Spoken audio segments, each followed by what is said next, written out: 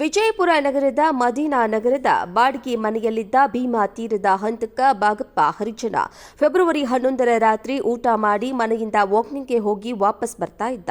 ಈ ವಿಚಾರವನ್ನು ತಿಳಿದ 4 ಹಂತಕರು ಆಟೋ ಹಾಗೂ ಬೈಕ್ನಲ್ಲಿ ಬಂದು ಬಾಗಪ್ಪ ಹರಿಜನ ಮೇಲೆ ಮಾರಕಾಸ್ತ್ರಗಳಿಂದ ಏಕಾಏಕಿ ದಾಳಿ ಮಾಡಿದ್ರು. ಹಂತಕರು ಅಟ್ಯಾಕ್ ಮಾಡುತ್ತಿದ್ದಂತೆ ಮನೆಯೊಳಗೆ ಓಡಿ ಹೋಗಲು ಮುಂದಾಗಿದ್ದ ಬಾಗಪ್ಪನನ್ನ ಕೊಡಲಿ ಮತ್ತು ತಲ್ವಾರ್ನಿಂದ ಕೊಚ್ಚಿ ಹಾಕಲಾಗಿತ್ತು. ಎಡ ಮುಂಗೈ ಕಟ್ಟಾಗಿ ಬಿದ್ದಿತ್ತು. ನಂತರ ಆತನ ಮೇಲೆ ಕಂಟ್ರಿ ಪಿಸ್ತೂಲಿನಿಂದ ಗುಂಡು ಹಾರಿಸಿ ಬಾಗಪ್ಪ ಮೃತಪಟ್ಟ ಎಂದು ದೃಢಪಡಿಸಿಕೊಂಡು ಪರಾರಿಯಾಗಿದ್ರು. ಈ ವಿಚಾರ ತಿಳಿದು ಜಿಲ್ಲಾ ಪೊಲೀಸ್ ವರಿಷ್ಠಾಧಿಕಾರಿ ಲಕ್ಷ್ಮಣ ನಿಂಬರಗಿ, ಎಎಸ್ಪಿಗಳಾದ ಶಂಕರ ಮಾರಿಹಾಳ, ರಾಮನಗೌಡ ಹಟ್ಟಿ, ಡಿವೈಎಸ್ಪಿ ಬಸವರಾಜ ಎಲಿಗಾರ, ಇನ್ಸ್ಪೆಕ್ಟರ್ ಪ್ರದೀಪ್ ತಳಕೇರಿ ಹಾಗೂ ಇತರೆ ಅಧಿಕಾರಿಗಳು ಭೇಟಿ ನೀಡಿ ಪರಿಶೀಲನೆ ನಡೆಸಿದ್ರು.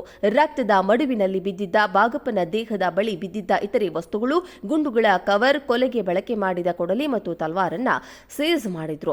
ಸ್ಥಳಕ್ಕೆ ಶ್ವಾನದಳ ಬೆರಳಚ್ಚು ತಂಡವು ಆಗಮಿಸಿ ಪರೀಕ್ಷೆ ಮಾಡಿತು. ನಮ್ಮ ತಂದೆಯ ಕೊಲೆ ಮಾಡಿದವರ ಮೇಲೆ ಕಾನೂನು ಕ್ರಮ ತೆಗೆದುಕೊಳ್ಳಬೇಕು. ನಮಗೆ ಪ್ರಕಾಶ್ ಅಲಿಯಾಸ್ ಪಿಂಟ್ಯಾ ಮೇಲೆ ಹಾಗೂ ಸಹಚರರ ಮೇಲೆ ಅನುಮಾನವಿದೆ ಎಂದು ಬಾಗಪ್ಪ ಹರಿಜನ ಪುತ್ರಿಯರಾದ ಗಂಗೂಬಾಯಿ ಹಾಗೂ ಇಂದ್ರಾಬಾಯಿ ಹೇಳಿದ್ರು.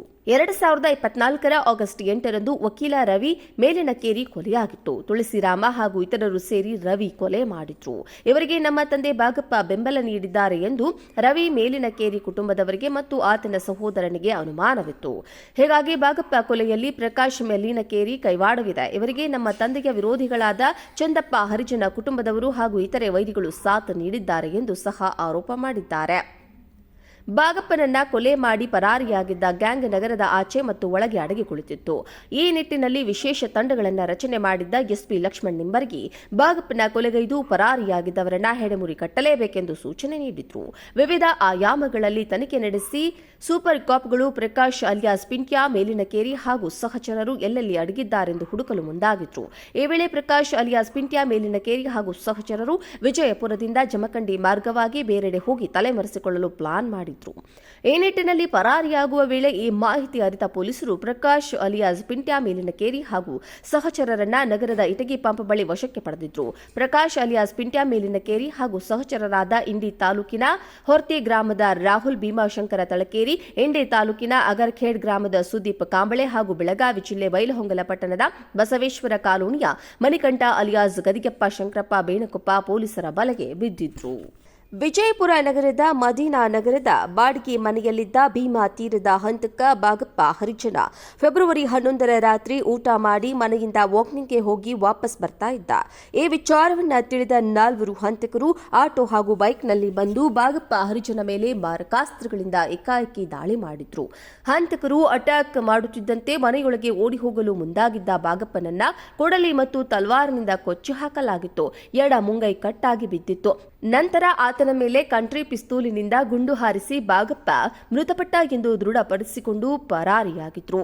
ಈ ವಿಚಾರ ತಿಳಿದು ಜಿಲ್ಲಾ ಪೊಲೀಸ್ ವರಿಷ್ಠಾಧಿಕಾರಿ ಲಕ್ಷ್ಮಣ ನಿಂಬರಗಿ, ಎಎಸ್ಪಿಗಳಾದ ಶಂಕರ ಮಾರಿಹಾಳ, ರಾಮನಗೌಡ ಹಟ್ಟಿ, ಡಿವೈಎಸ್ಪಿ ಬಸವರಾಜ ಎಲಿಗಾರ, ಇನ್ಸ್ಪೆಕ್ಟರ್ ಪ್ರದೀಪ್ ತಳಕೇರಿ ಹಾಗೂ ಇತರೆ ಅಧಿಕಾರಿಗಳು ಭೇಟಿ ನೀಡಿ ಪರಿಶೀಲನೆ ನಡೆಸಿದ್ರು.